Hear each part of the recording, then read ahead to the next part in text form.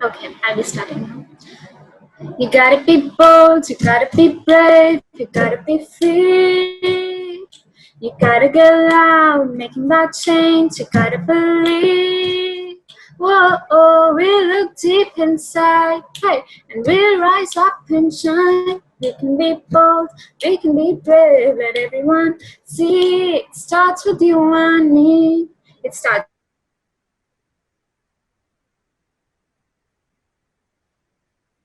Can we unmute, please?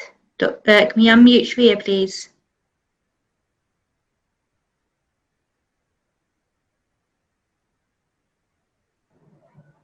Is it okay now?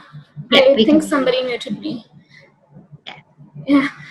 Hello everyone, I'm Shreya Chawla, 16-year-old global youth peace ambassador, environmentalist and climate activist. I would like to start with, just a minute, I think there's some technical problems.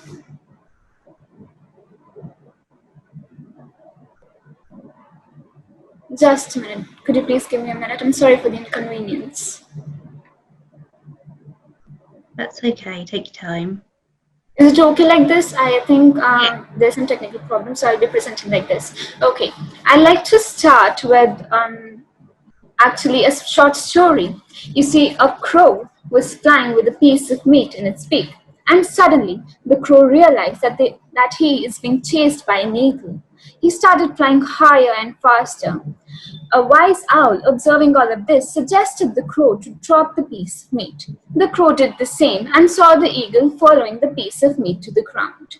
The analogy in this story is the crow represents humanity. The piece of meat represents ignorance, lack of empathy, and lack of inner peace. The eagle represents hatred, violence, social, political, and personal unrest. And the owl represents EQ, IQ, and a new term that I would like to introduce here with your due permission, peace quotient, that is PQ.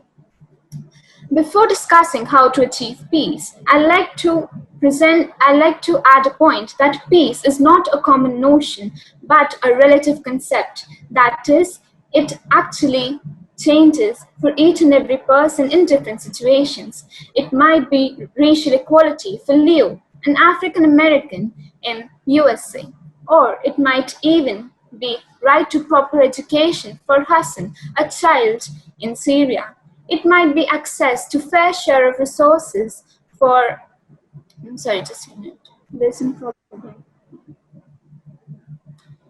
Yeah, it might be access to his fair share of resources for Raman, a child in the below poverty line family in India, or it might even be opportunity to practice her rights or gender equality for Atifa, a girl in Afghanistan. That is fulfillment of SDG 5. To establish peace, we need to move from greed to generosity to developing emotional quotient. We need to move from hatred to compassion by developing PQ, peace quotient. And we need to move from ignorance to knowledge by developing IQ. And all of these can be developed by imparting life skills and quality education, that is, by fulfilling SDG 4. I won't be elaborating on IQ and EQ since it has been very well explained by my fellow speakers before me.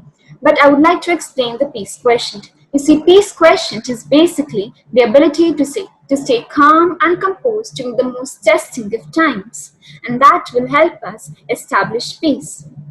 Now, what are the practical solutions that we need to apply in our daily lives to establish peace? That is the to-do list for Homo sapiens. Well, basically, in order to establish peace, we need to prepare peacemaking forces by nurturing the youth at educational institutes in the early stages of our lives, which is only possible by including the peace quotient training and assessment into the mainstream curriculum, by drafting peace committees, appointing peace ambassadors, executing community outreach programs, by collaborating institutes through exchange programs, by having project works on what hinders the path to peace, and what are the solutions to that hindrance? And finally, by training the youngsters to develop resilience and endurance to further use it in their lives. Thus, we can attain real peace in true terms for numerous Leos, Hassans, Atifas, and Ramans around the world.